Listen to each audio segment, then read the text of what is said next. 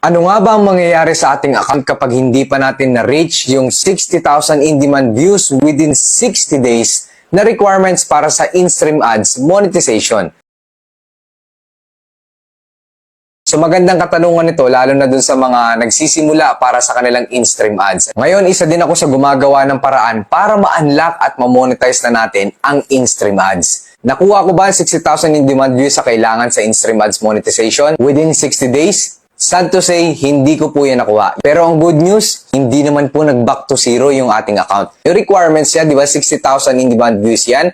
So, hindi naman po siya nag-back to zero after 60 days. Lagpas na po ako ng 60 days at konting-konti na lang po yung kailangan natin at may hit na natin ang in-stream ads. Pwede nyo pa rin pong ituloy-tuloy yan at huwag kayong mawala ng pag-asa dahil habang nag-upload pa rin kayo ng mga content, ng reels, ng videos, and nagla-live pa rin kayo, gagalaw at gagalaw po yung 60,000 na kailangan ninyo para sa monetization ng inyong account. And take note, wala din naman po ako nabasa dun sa platform na babalik at magbaback to zero or hindi na po ikaw pwedeng mamonetize sa in-stream ads after 60 days. So hanggat wala ka nababasa no notification na disqualified ka na, tuloy-tuloy pa rin ang pag-upload mo dahil dadating ang time, kahit lagpas ka na ng 60 days, mamomonetize ka pa din. Pero take note disclaimer, pwede kang mamonetize kapag nagpa-review ka, kapag wala kang violation, wala kang restriction.